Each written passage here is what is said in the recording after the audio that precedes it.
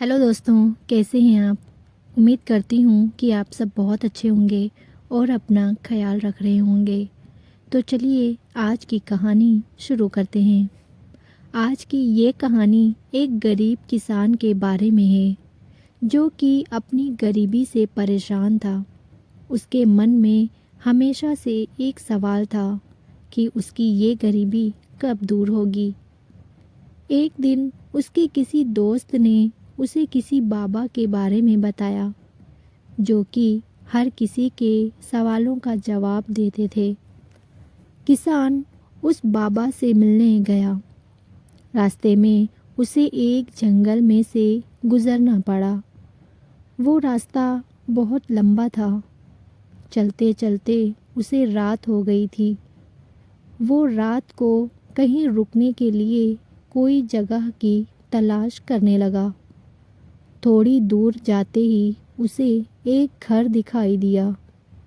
वो उस घर की तरह गया। बाहर एक आदमी खड़ा था जो कि उस घर का मालिक था। उसने उसे वहाँ एक रात रुकने की इजाज़त मांगी। उस आदमी ने उसे घर पर रुकने की मंजूरी दे दी।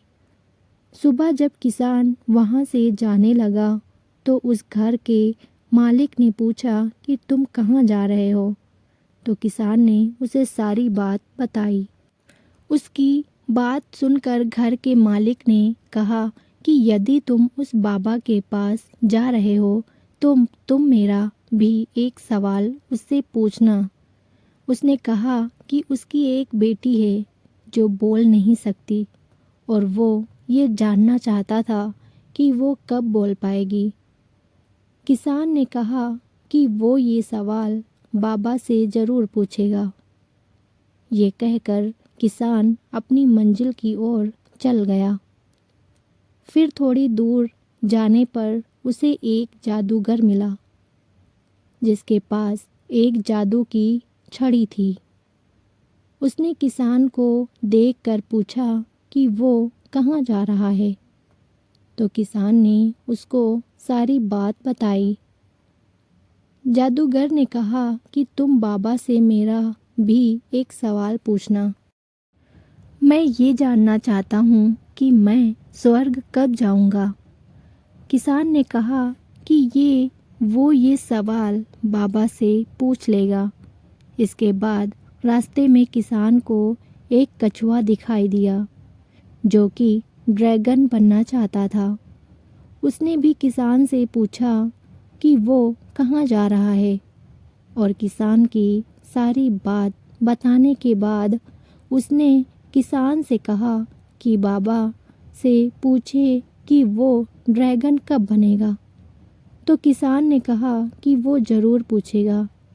इसके बाद चलते चलते किसान आखिरकार उस बाबा के पास पहुंच गया।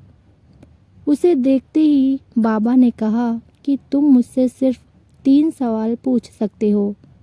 किसान सोच में पड़ गया कि वो बाबा से अपना सवाल पूछे या फिर उन तीनों का सवाल पूछे।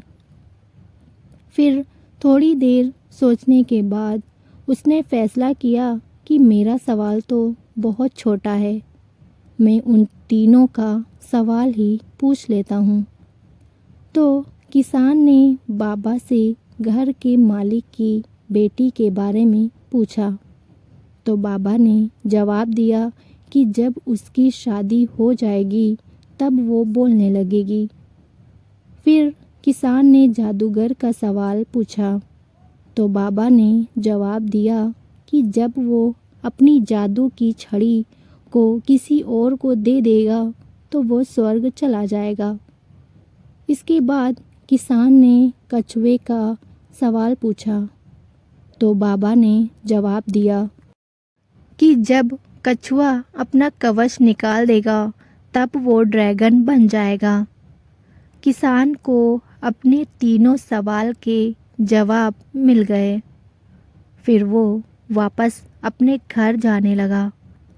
रास्ते में जाते समय उसे वो कछुआ मिला। उसने किसान से पूछा कि क्या तुमने मेरा सवाल बाबा से पूछा।